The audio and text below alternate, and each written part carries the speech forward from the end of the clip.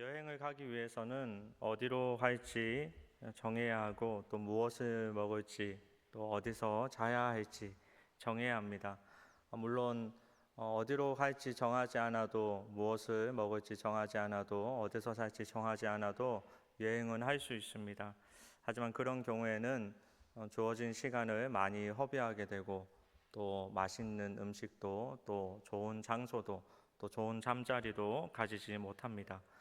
우리 인생도 마찬가지입니다. 목적과 목표가 없이는 살아갈 수는 있겠지만 우리는 많은 시간을 허비하게 되고 또 그 인생은 후회하게 되고 만족하지 못하는 인생이 되고 맙니다.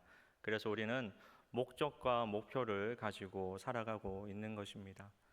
한 추장이 나이가 들어서 그의 세 아들을 불러놓고 그 중에서 추장직을 세우기를 원했습니다. 그리고는 추장은 아들들을 데리고 사냥에 나섰습니다. 그때 추장 일행의 앞에 거대한 나무 한 그루가 나타납니다. 그 나뭇가지에는 커다란 독수리 한 마리가 앉아 있습니다. 그때 추장이 세 아들에게 각각 물었습니다. 너희는 지금 무엇이 보이느냐? 첫째 장남이 먼저 대답합니다. 파란 하늘과 나무가 보입니다. 그리고 장남이 말합니다. 차남이 말합니다. 거대한 나무와 나뭇가지에 앉은 독수리가 보입니다. 추장은 매우 실망스러운 표정을 지었습니다. 막내에게 묻습니다. 너는 무엇이 보이느냐? 그러자 막내가 대답합니다. 독수리의 두 날개와 그 사이에 가슴이 보입니다. 그러자 추장은 그러면 그곳을 향해 화살을 쏘아라 라고 말합니다. 막내는 화살을 독수리의 가슴에 명중시킵니다. 그리고 추장직은 당연히 막내에게 돌아갔습니다. 성도 여러분, 추장은 지금 아들들과 함께 무엇하러 나갔습니까? 사냥을 하러 나간 것입니다. 파란 하늘을 보는 것, 또 큰 나무, 아름다운 나무를 보는 것과 또 멋진 독수리를 보는 것도 좋지만 사냥의 목적과 목표는 당연히 독수리를 잡는 것입니다. 막내는 그 목적과 목표를 정확하게 보았다라는 것이죠. 여행과 마찬가지로 우리의 인생에 목적과 목표가 없는 인생이 될 때는 우리는 안타까운 결과를 맞이할 때가 많습니다.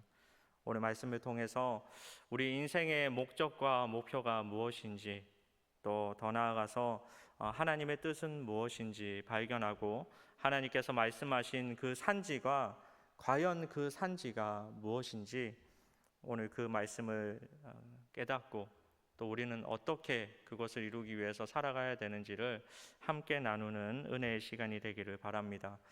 오늘 읽은 말씀은 모세를 이은 이스라엘 지도자 여호수아가 이스라엘 각 지파 족장들을 불러놓고 이제 그 땅을 나누고 있는 과정입니다. 그때에 유다 지파 갈렙이 여호수아를 찾아와서 이렇게 말합니다. 오늘 읽은 말씀이죠. 여러분, 갈렙이 누구입니까? 갈렙은 40세에 모세의 명령으로 가나안 정탐을 했던 그 12정탐꾼 가운데 한 사람입니다. 많은 이들이 믿음 없는 이야기를 할 때 여호수아와 갈렙은 믿음을 가지고 하나님만 바라보며 믿음의 보고를 드렸던 인물 중 한 사람입니다. 그렇게 시간이 지나서 이제 45년이라는 세월이 더 지났습니다. 갈렙은 45년 동안 하나님의 말씀을 따랐고 길을 걸었고 또 전쟁을 했습니다. 그렇게 많은 세월이 지났지만 그는 담대한 믿음을 가지고 있습니다. 그리고 오늘 말씀 여호수아 14장 12절에 갈렙이 여호수아에게 이렇게 고백합니다. 여호수아 14장 12절 말씀 다 함께 읽겠습니다. 그날에 여호와께서 말씀하신 이 산지를 지금 내게 주소서. 당신도 그날에 들으셨거니와 그곳에는 아낙 사람이 있고 그 성읍들은 크고 견고할지라도 여호와께서 나와 함께 하시면 내가 여호와께서 말씀하신 그들을 쫓아내리다 하니. 아멘. 그는 85년 동안 지켜주신 하나님께서 앞으로도 지켜주실 것을 믿고 하나님의 약속만을 바라보며 여전히 살아가고 있습니다. 지금으로부터 45년 전 갈렙이 어떤 약속의 말씀을 들었냐면 민수기 14장 24절 말씀입니다. 갈렙이 들은 약속 말씀 우리 다 함께 읽겠습니다. 그러나 내 종 갈렙은 그 마음이 그들과 달라서 나를 온전히 따랐은즉 그가 갔던 땅으로 내가 그를 인도하여 드리리니 그의 자손이 그 땅을 차지하리라. 아멘. 그의 자손이 그 땅을 차지하리라. 다른 주변 환경에 흔들리지 않고 오직 하나님만 온전히 따랐던 갈렙과 그의 자손을 향해서 그 약속의 땅을 차지하리라라는 말씀을 하나님께서 주신 것입니다. 갈렙은 이 약속의 말씀, 45년 전에 들었던 이 하나님의 약속의 말씀만 바라보면서 지금 긴 세월을 보냈습니다. 아무리 어려운 길을 가더라도, 아무리 험한 길을 가더라도 이 말씀만 붙들면서 하나님께서 다 쫓아내 주실 줄 믿고, 하나님께서 그 땅에 앉아 놓으실 줄 믿고, 그날의 여호와께서 말씀하신 이 산지를 지금 내게 주소서라고 말씀을 하고 있는 것입니다. 여러분, 갈렙이 45년 동안 무엇을 보았을까요? 경험한 것은 무엇이겠습니까? 정탐 사건 이후에 38년 동안 광야 생활을 꾸준히 했습니다. 힘든 그 광야 생활을 38년 동안 했고요. 또 7년 동안은 끊임없는 전쟁만을 했습니다. 그리고 시간이 많이 지났습니다. 그때 갈렙에게 드는 생각이, 왜 하나님 나에게 약속한 그 땅을 빨리 주지 않습니까? 지금 많은 시간이 지났는데 왜 나에게 여전히 광야에 앉혀놓고 여전히 전쟁 속에 거하게 하십니까? 라고 따지지 않고 갈렙은 오히려 더 큰 믿음을 가지고 하나님께서 함께 하시면 모든 것을 하실 수 있다라는 것을 뼈저리게 경험하고 더욱더 확신하는 그 45년의 세월이 되었던 것입니다. 저와 여러분도 그런 확신의 삶을 살아가시기를 주님의 이름으로 축복합니다. 그래서 우리도 하나님 주시는 이 땅에서의 은혜와 하늘 소망, 천국, 구원의 은혜를 누리는 복된 삶이 되기를 주님의 이름으로 축복합니다. 그러기 위해서 우리가 두 가지를 꼭 기억해야 됩니다. 그 첫 번째가 하나님의 말씀을 기억해야 합니다. 하나님의 말씀을 기억해야 합니다. 하나님께서 사람을 만드시고 주신 첫 번째 명령이 있죠. 창세기 1장 28절 말씀 함께 보겠습니다. 하나님이 그들에게 복을 주시며 하나님이 그들에게 이르시되 생육하고 번성하여 땅에 충만하라. 땅을 정복하라. 바다의 물고기와 하늘의 새와 땅에 움직이는 모든 생물을 다스리라 하시니라. 아멘. 생육하고 번성하고 충만하고 정복하고 다스리라.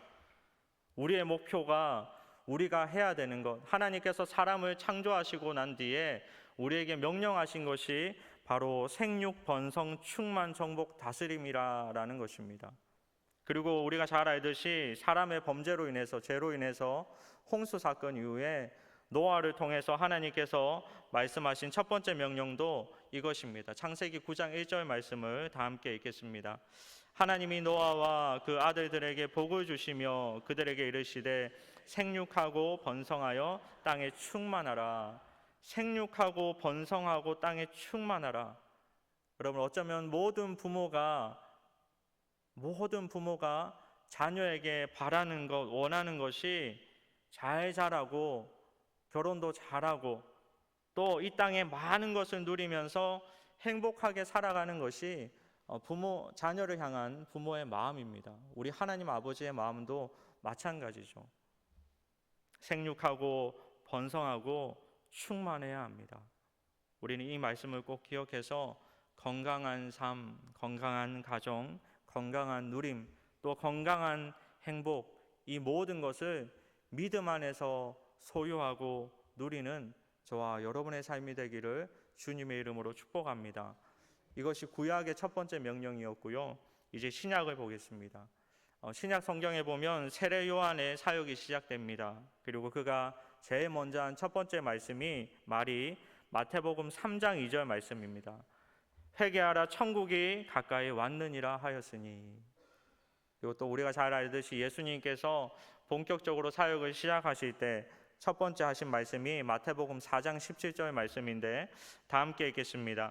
이때부터 예수께서 비로소 전파하여 이르시되 회개하라 천국이 가까이 왔느니라 하시더라. 아멘.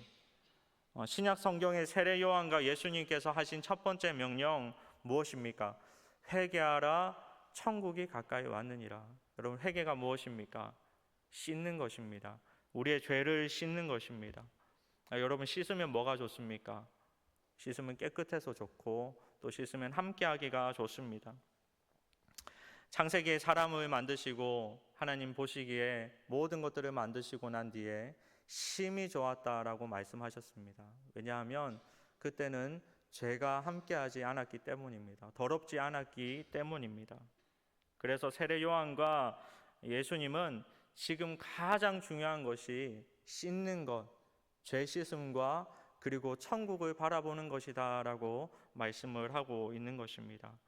구약과 신약의 첫 번째 명령들을 종합해 보면 우리가 건강하게 자라고 결혼하여서 아름다운 가정을 이루고 그 안에 귀한 열매를 맺으며 잘 살기를 바라는 하나님의 마음, 또 살아가다 보면 우리가 겪는 것처럼 죄를 지을 때도 있고 또 생각할 때도 있기 때문에 그 죄를 잘 씻고 잘 씻어서 천국 바라보며 천국을 향해서 우리가 걸어가기를 원하는 그 아버지 하나님의 마음이 오늘 구약과 신약의 모든 말씀의 첫 번째 명령이다라는 것입니다. 사실은 잘 사는 것, 믿음을 지키는 것, 결혼해서 자녀를 낳고 행복하게 살아가는 것, 세상에 기죽지 않고 세상의 많은 것을 누리며 살아가는 것이 쉬운 것이 아닙니다.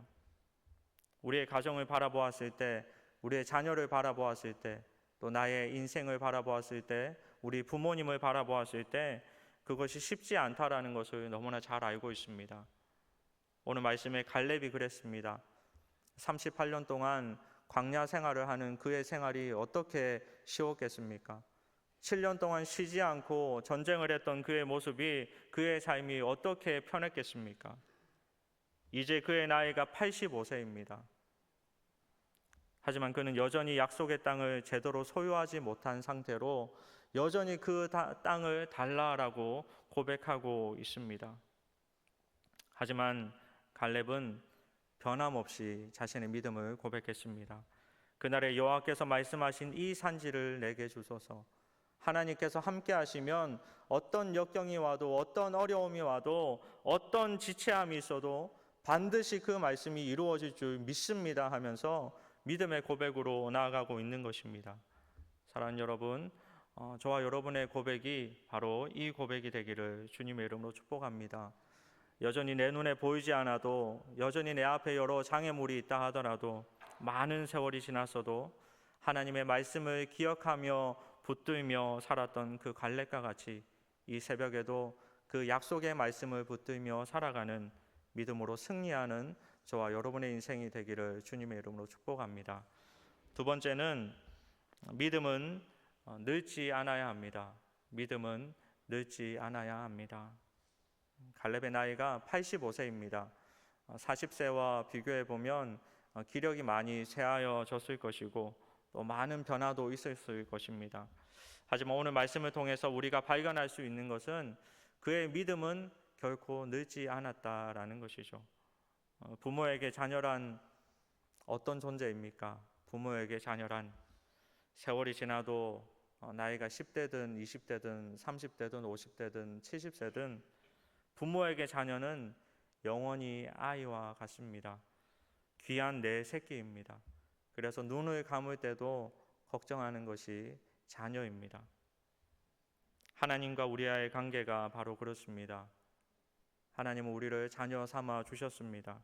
세월이 지나도 우리는 하나님의 돌보심이 필요하고 하나님의 사랑이 필요한데 하나님께서는 여전히 변함없이 우리를 자녀 삼아 주시고 사랑하시고 돌보시고 지켜주시는 분이 바로 하나님이십니다. 그것이 우리 나이가 30대든 60대든 70대든 90대든 100대든 마찬가지입니다. 사랑하는 여러분, 영원히 변하지 않는 하나님 안에서 세월이 변해도 변하지 않는 믿음을 소유하고 살아가는 저와 여러분 되기를 주님의 이름으로 축복합니다. 갓난 아이들이 있을 때 키울 때 양육할 때 보면 부모님이 아이를 향해서 막 이리 와 이렇게 하잖아요. 그럼 아이들은 걸을 수 있을 때가 되면 부모를 향해서 힘을 다해서 달려옵니다. 앞에 장애물이 있든 없든 뭐 다른 거 생각하지 않고 모서리가 있어도 뛰어옵니다. 그냥 부모가, 내가 사랑하는 부모가 오라고 하면 무조건 뛰어옵니다. 그럼 부모는 무엇합니까? 그 아이 앞에 혹시나 넘어지지 않을까 이불을 제대로 정돈하기도 하고 앞에 장난감을 치우기도 하고 혹시나 모서리에 부딪힐까 봐 이렇게 모서리를 잡아주기도 합니다. 우리 하나님과 저와 여러분의 관계가 그렇습니다. 우리는 하나님께서 오라 하시면 그 말씀대로 가면 됩니다. 그 말씀대로 따라갔을 때 하나님께서 우리의 장애물을 치워주시고 우리의 피할 길을 열어주시며 우리를 안아주시는 분이 바로 하나님이십니다. 시편 121편 말씀 준비는 안 했지만 제가 읽겠습니다. 내가 산을 향하여 눈을 들리라. 나의 도움이 어디서 올까? 나의 도움은 천지를 지으신 여호와에게서로다. 여호와께서 너를 실족하지 아니하게 하시며 너를 지키시는 이가 졸지 아니하시리로다. 이스라엘을 지키시는 이는 졸지도 아니하시고 주무시지도 아니하시리로다. 여호와는 너를 지키시는 이시라. 여호와께서 내 오른쪽에서 내 그늘이 되시나니 낮에 해가 너를 상하게 하지 아니하며 밤에 달도 너를 해치지 아니하리로다. 여호와께서 너를 지켜 모든 환난을 면하게 하시며 또 내 영혼을 지키시리로다. 여호와께서 너의 출입을 지금부터 영원까지 지키시리로다. 아멘.